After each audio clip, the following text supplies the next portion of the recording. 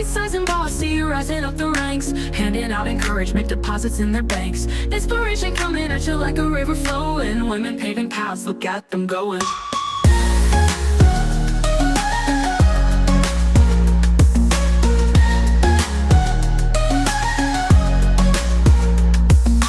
Byte-Sized and Bossy, rising up the ranks, handing out encouragement, deposits in their banks. All right, welcome. I'm Erin. And I'm Tammy. And this is Byte-Sized and Bossy. and Bossy. I feel like you were waiting for me this I was time. watching your lips. Oh, yeah, I like Move really faster. cursed them. Did you see? I was like, I'm about to go. All right. Well, welcome. We have an amazing guest today. Very excited for her. She's the SVP of Marketing for Mas Mex, and she's been at many different companies where she's led marketing over the years. Linda Neukirchner, we're excited to have you today. Welcome. Thank you. I'm happy to be here. Hi, Miss Linda. Hi, Tammy. I've known Linda for a long time. I was very excited to see she was on the podcast. Yes, we're super excited to have you, and you have an amazing background. So for folks at home or listening who may not know your background like we do, if you could introduce yourself briefly, and we'll be rocking and rolling. Yes, I would love to. So I have been in restaurant marketing, what feels like forever. I started with Fuzzy's Taco Shop, which at the time was a small regional fast casual Mexican brand, franchised organization. So, really got to get scrappy and touch all areas of marketing in my time there, which was great. And then from there, I went to One Dine. I worked on the technology side for a little while, on the vendor side. I spent some time at Salad & Go. I have done some consulting for Ruby Tuesday, and now I find myself at Mas Mex, which has two Mexican dining brands, one in Chicago and one in Houston, both in growth mode, so loving it. What kind of Mexican concepts do they have? I think one of them is it Fat Rosie's? Is that what it's called? Yeah. So the one in Chicago is called Fat Rosie's, which is Erin got to try it. It's a very experiential, we say we're fluent in fiesta. So it's all about the party there. It's a vibrant environment. The food is vibrant, the colors, the team, the sombreros, the mariachi, all of it. Escalante's in Houston has been an institution there for 30 years. Grandma Escalante's recipes were the foundation of that brand. And so it's a more what I would call polished casual Mexican brand. It's a very nice experience without being stuffy when you want to have a good meal out. But you don't want to go anywhere that's just too, stuffied up. It's tableside guacamole. We make the tortillas in the dining room, fresh every day. So it's also a great experience. I went to Fat Rosie's this weekend again and took the kids. And I'm going to tell you, it's phenomenal. Like, it is really, really fun. And they come around and so I don't want to ruin it for anyone, but like this guy came over with a platter with like drinks on it, and he acted like he was going to spill it on me, but they're glued to the thing. What? And apparently that's never happened to me because everybody was making fun of me because I screamed. And I did too. I literally thought it was going to fall in my lap, and I just screamed so loud, and everybody's like, "You didn't know they were like on the thing? They weren't going to come off?" I was like, "No, why would I know that?" So they did that to me my first day on the job. Yeah, that would freak me out too. So Linda, I just spent the weekend with a couple of your friends, and we got to chatting. They're my friends too, but we got to chatting about the Meg board. And Are you still on the Meg board? No, I have not been on the Meg board for a couple of years now. I think it was coming out of COVID. I rolled off and left it in very capable hands. But I served on that board, I think for 6 years maybe. And I chaired the event, or co-chaired it for I think 3 of those, 3, maybe 4. Well, we were talking about like sort of where are they now, and thinking about who was on the board. So rattle off some of the names that were on the board or people that you got to network with. And we were commenting on like where Clay is and where Chris Tomaso is in terms of being CEOs, and sort of just wanting to see like, where's everybody now? Yes, it's a very prestigious alumni group. So Clay and Chris, as you mentioned, obviously Stacey Kane, Kendra Shear, Karen Willison was in that group with us. Oh, yeah. Who, lucky her, she's now retired and enjoying everything. Let me think who else was on the board with us. Kathy Hopkins was on there when I was there. Jess Replogle from First Watch. Oh yeah, Yeah, Jessica. Jennifer Weirheim, Yes, from she's at Stonefire Grill she's now. at Stonefire now. Yeah. Yeah, we had a great group. Yeah. Small Meg world for those of you marketing gals out there or guys. Definitely work to go to Meg and join that. You'll make friends for life. Yeah, Apparently, and great. everybody's still working in the industry except for the one that's retired. So that's That's pretty, true. Yeah. pretty remarkable. Yeah. Um, all right. So when you think back, you've done a lot in tacos, right? I have. Which I Not don't hate She's a, that. I think typically. that's she's a pretty taco phenomenal. expert. Right. So that I think that's pretty great. You've worked on the technology side. Like when you think about brand side, technology side, what was different or what did you dislike about it? Mm. So I loved the technology side because I worked with just some of the greatest minds in the industry, I think. And it also just allowed me to learn a lot about, being on the other side of that equation, but also working with so many different restaurants, as opposed to just representing one brand.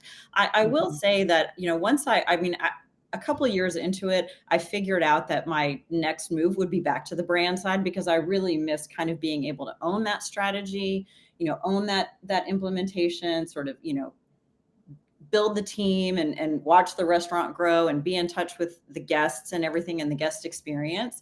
So yeah, so I think that's why, I landed back on the brand side, but certainly got a lot of valuable skills and a lot of great experience in my time on the vendor side. Would you go back?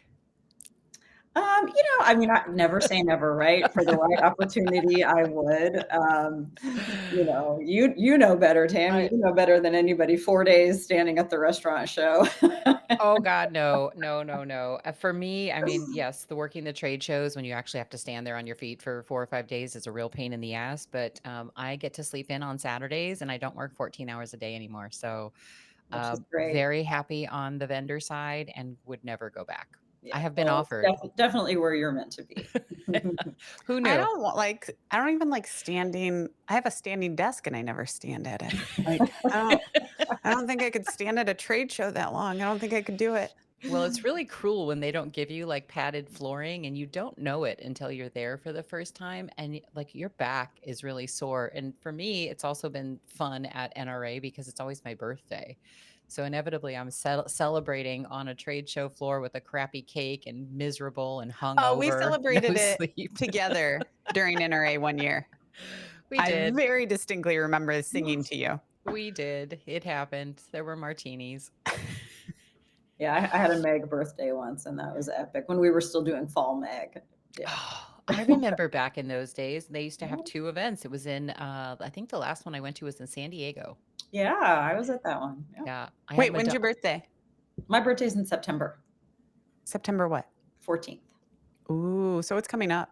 It is. It's like coming really up. soon. What are you gonna do? Sneaks up on me. I don't have any plans yet. I think one of my daughters is going to come in town and visit for the weekend. So, and then I've got one that still lives here. So it'll probably just be family and fun. Well, Linda, as a serial, CMO or head of marketing, what is something that you've done in your career that you are exceptionally proud of? Like, what is like, we did this thing and it was really awesome or cool or fun or great ROI? Who knows? Yeah, I think there's probably a couple. When I was at Fuzzy's, one of the really fun things we did, and when I got there, look, they were very early in their growth trajectory, and so there was a lot that had to be built from the ground up that didn't exist, which I really enjoyed that. But several years in, we did a rebrand, and that was really fun because, getting to just affect all of that, right? And weigh in on what the look and feel is and what aligns with the brand and the voice and the strategy and the messaging and everything. And it's fun for me because I still live near a bunch of Fuzzies and I still eat there. And when I go in there and I see that branding still in place, that's a lot of fun. And I think it brought some value to the franchisees and to that whole system. So that was a fun one. The other one was when I got to Salad and Go, they had launched in Arizona. They had come to Dallas and just had a little bit of an awareness issue, like, just getting people, and I would ask people all the time about it and they would say, oh, I see that, but I've never tried it. So I was given quite a nice sizable budget to raise awareness in DFW. And that was a lot of fun because we started with an AAU study and then we, did the whole full funnel thing, right? Filmed a commercial, I mean, real true, like had a director and a producer and actors and all that stuff. Filmed the She had a real commercial. budget. Yeah, For any marketers listening at home, we don't Yeah. always get that. She had a I mean, real budget. it was amazing. Did all of that, brought it to fruition, launched it. And in 5 months, we increased awareness 11% in DFW, which is, for a market that size, it was fairly significant. So that was a fun one to see. How that. did you measure that? How did you measure Yeah, the I was gonna increase in ask, awareness? did you do another Yeah, AAU? yep. We did another AAU study at the end of it. And that was one of the metrics. But, we saw everything kind of lift during that time period. So That's great. Well, for Yeah, it those was of us fun. out there, and I know because our company does these, but what is an ANU study? Oh, it's attitude, awareness, and usage. So it's, polling people on how they view the brand, how they position the brand versus your competitors, just seeing what people's behaviors are when it comes to the brand. So Okay, measuring awesome. awareness, aided and Like unaided. on Facebook, when you get those things where it's like, did you see this ad 2 days ago? And I'm like, Right. no, I probably did. I have no idea, no memory. And we see so many advertisements all day long. Yeah. Like, I don't even know how people remember these things, but that's awesome. To lift 11% is Yeah. pretty remarkable. Yeah, it was amazing. Yeah, So- that's good stuff. You just mentioned one daughter lives at home, right? And then one's going to come back for your birthday, maybe. Yeah. Is that how many kids we have? Two? No, Do we I have have two? 4. Mhm. Four. I have Oh, 4. that's a lot. Yeah, That's like, you could have a basketball team, I think. That's she could right. have a pickleball duo. I could. And I do have a son that plays pickleball, so that would be fun. Oh my gosh, how old are the kids? So I have 1 son and 3 daughters. They range from 31 down to 23, and 3 of them have moved away. So, when you talked about coming to visit you, Tammy, I kept thinking I spend a lot of time going to visit kids. I've got one, and my oldest daughter is in New Hampshire. She works for Harvard. My son's in Southern California, not far from you. And then my middle daughter is in Rapid City, South Dakota, of all places. They're all over. They're Yeah. all over. Holy You cow. raise some good kids that And are then the one strong down enough the to go hall. on their own. Oh my goodness. Yeah, they're very And adventurous. you get to say, my child works for Harvard. That's pretty remarkable. Yeah. To be fair, I don't know if I'll ever get to say that, but that's really, really remarkable. What was it thank like you. then when the kids were little and working? Because I know that you were working mom, right? Yeah. I Yeah. stayed home with them for a while. And then about a year before, or not even half a year or so before I got divorced, I went back to work. By that time, my older 2 were old enough to drive. So that helped a little bit. But yeah, I mean, 4's busy. Yeah, I don't know how you did it. I think I feel like I remember some of those times and when the kids were first starting to go to college and all that fun stuff. So Yeah, I miss it. I have a little playroom right across from where I'm looking, and I can just picture all of them in there playing rock band together, because there's quite a group. Aw. well, maybe we need to Serious get rock them band. having some kids. Do you have any grandbabies I yet? don't know. Nobody's married yet. Everybody's right now working and, enjoying life, being independent. So hopefully someday. And what about Wow. you? In your personal life, are we dating someone? Are we? No, I'm enjoying right now. I mean, it's nice having Libby here. I love taking care of the house. And then, I'm traveling quite a bit with this new role because the brands obviously are in Chicago and Houston. I'm in Dallas. So, yeah, I would say I'm staying busy. Yeah, it sounds like it. Well, Yeah. I think we all need to go out and have like a singles day. That would be amazing.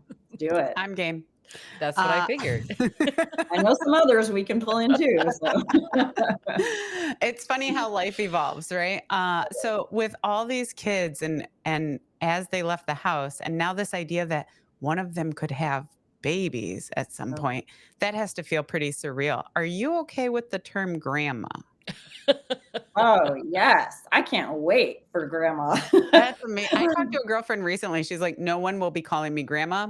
I will be Nana and came up with all these words that weren't grandma. And I said, why not? And she goes, I'm never going to be a grandma. I can be all these other words. And I was like, okay.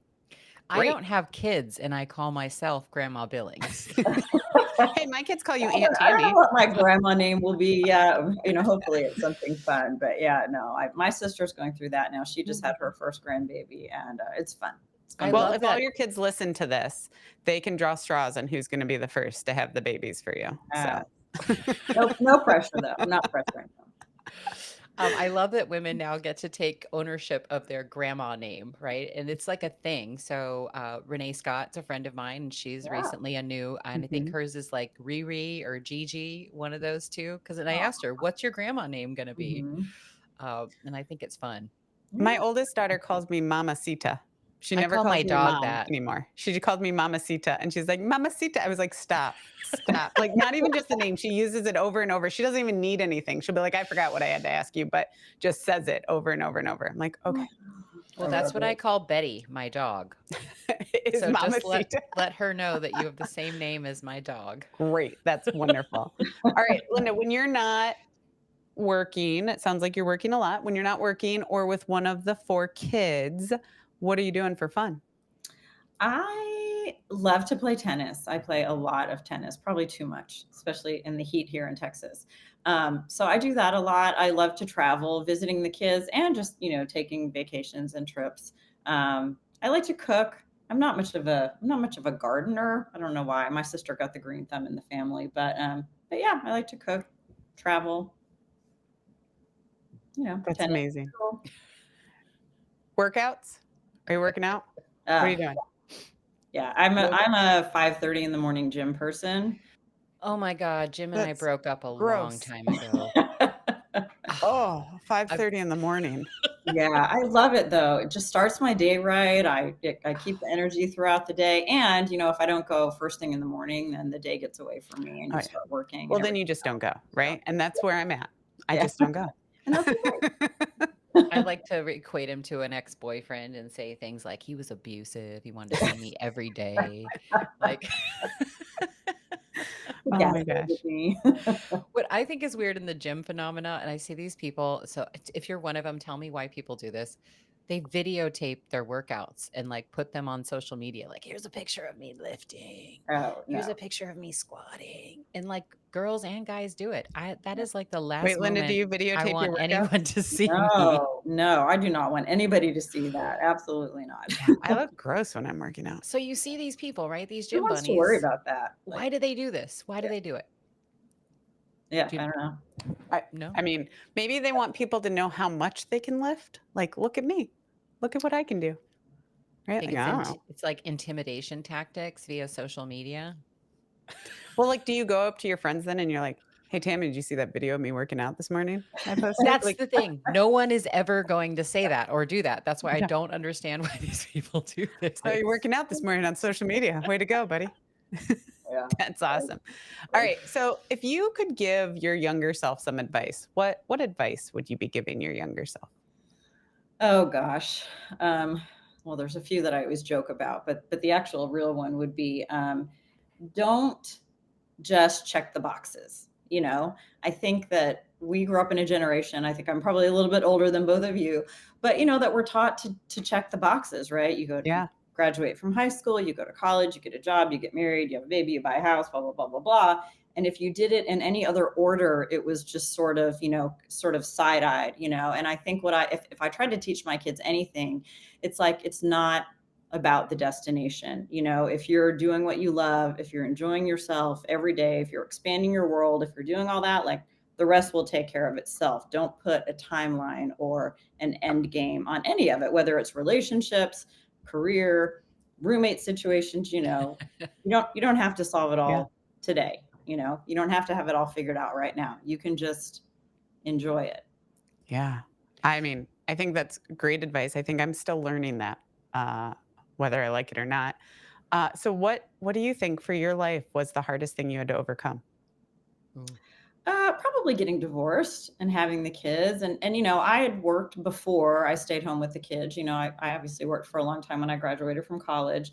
And then when I had when my oldest two were young, my husband and I got transferred to Australia, and I didn't have a Wow. work visa to work there. So I was forced to stay home. And then I Oh came back wow. from Australia fairly pregnant with my third. And so, we made the decision for me to stay home, which I loved. So I knew at some point I would go back, but going back and getting divorced and, just figuring out a pattern of, taking care of the kids, and I stayed in the house that we had bought with them. And so, it was a lot of change and a lot of new at one time, and just figuring out how to do all of that and still be present for them at a really tough time it was a big challenge, but they're great. So, So super biasly, how did you get through it? How did you manage through those? She That's a wants to know lot. what kind of wine you drink. yes, lots of wine. No, I would say like I'm lucky because I've always been very good about self-care and like knowing what I need, whether it's that exercise, whether it's the sleep, whether it's, time with family. Like I just had to prioritize some of that. And as hard as that was when I was relaunching a career and taking care of the kids, on the weekends that they were with their dad, especially, I would just prioritize all those things that I needed. And I think that helped. And I also have, I'm really lucky. I have a great friend group. I have a strong, family relationship. So yeah, I'd say just leaning on people and making sure that I took care of myself. That's amazing. Amazing. Self-care is hard. Yeah. Self-care is really hard. I think especially for women. Like I know that Tammy, we've talked about this before, but like, Yeah, I'm the worst. but then you tell me to self-care. Yeah, well, I'm really good at telling We other all do people that. what to do, Erin. I'm not good at doing it. Well, yes. I think we need to roll into some food for thought. Oh, food for thought. Well, Linda, my question is always, at least to start off, I feel like we're in the restaurant space. So I always ask what your favorite restaurant is. And it could be an independent, it could be a chain. It should not be a company that you work at. It could be a former one, but basically, like, give somebody some props out there. Yeah. So, traveling, I've been traveling to Chicago for a lot of years for the restaurant show, and Meg and I've had dinner at a lot of amazing restaurants there. I would say RPM Italian is probably one of my favorites. I've been lucky enough to eat there a couple times. And then locally, we have a little shop called Maru Ramen in downtown Richardson, Texas, which is it's really fun. My daughter and I love to go there. It's just it's very good. Small business that we like to support. So yeah, those would be my two picks. That's exactly what we try to do. Give some shout outs to some restaurants. Yeah. That's awesome. I love that. So if you weren't in marketing and this career that you've chosen, what would you be doing? Probably something more like math and science oriented, like engineering or something. It's funny, my dad's a civil engineer, my son's a civil engineer, and I feel like it sort of came right through me. I just kind of chose to go a little bit, the more creative route. But that said, one of the things I love about marketing is it still lets me like geek out with a good spreadsheet and do some analytics. But that's definitely where my, the natural side of my brain is like math, problem solving. I don't think we've ever had anyone on this podcast say, instead of marketing, I'd love to be an engineer. I think we need to cue the Barbie quote that's like, math is hard. Yeah.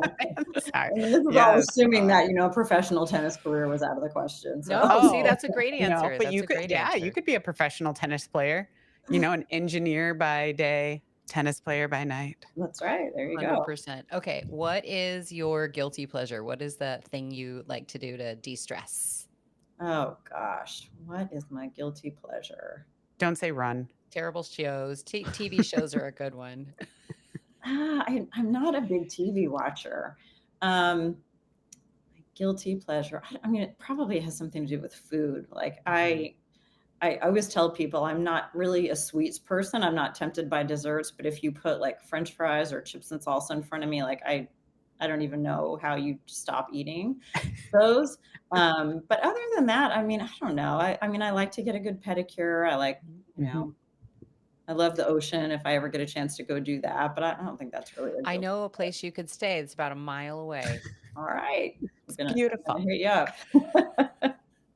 Well, so Linda, just to be clear, you sound like the most phenomenal woman I think we've ever met. Let's recap. So far, you don't watch TV, so you're not like binge watching anything. You work out at 5:30 in the morning. You like to play tennis. You have 4 kids that you've somehow managed to raise to be amazing humans, including working at Harvard. You're doing pretty while good. Getting a divorce, while restarting a career. You've also lived in Australia, apparently. And I just kudos to you, because that is unbelievable what you've been able to achieve. and you say that you've been able to self-care and get through all this and enjoy the moment. I think we all just want to be you. I want to be you. So Well, I think that's pretty very phenomenal. kind. So, Yeah. and I think You've done hard things. yes, very clearly hard things and overcome them all. So what I will say is that I'm sure you're going to have a lot of people reach out to you after this because you do seem like someone people are going to look up to when they hear your story. And the last question we ask everyone who comes on our show is if you could think of a woman that you would nominate, that you would want to listen to as people are going to listen to you, who, women or woman, who would you nominate to come on the show? Yeah, I thought about this a lot. So I think, and there's probably several that I could pick. You know, living in Texas, we are fortunate in that we have an amazing leader at the Texas Restaurant Association in Emily Williams Knight. Yes. I don't know if she's been on before, but if you ever have just yet. heard her speak or spent time with her, I was lucky enough because I work with the Gleam Network, was a mentoring organization, and we did a lot of work with Emily several years back, and just you know, being in the room with her is incredible. I think that she has led a really tough organization with a lot of just candor and grit and strength. And yeah, I think we're lucky to have her. I think she'd be an amazing hang. That's awesome. I think that is actually an excellent idea as well. Tammy, do you know Emily? I do. I don't know her Okay, very great. well. I just got to meet her in the last year or so, but yeah, she's lovely. And Well, we'd love to have her. Emily, if you're listening, we'd love to have you on the show. I have not yet had the pleasure of meeting her, so I look forward to that as well. we've got to get better about tagging these people when we post I this stuff. know. Well, Yeah, all no, of we us do. marketing gals aren't doing this a great job, are we? Well, we've been blessed that it's taken off the way it has. So, Linda, we can't be more grateful for having you on the show, for you making time to come on to share with us. And so thank you for being here. And for anyone listening, if you haven't rated us, we prefer 5 stars, so feel free. Only get 5 stars. Yep, always 5 stars. And then YouTube, Spotify, Apple, that's where you can listen, like, subscribe so that you get the notification. You don't have to remember to come back and check it. And we look forward to seeing you next time on Bite-Sized and Bossy. Byte-Sized and Bossy, rising up the ranks, handing out encouragement, deposits in their banks. Inspiration coming at you like a river flowing. Women paving paths, look at them going.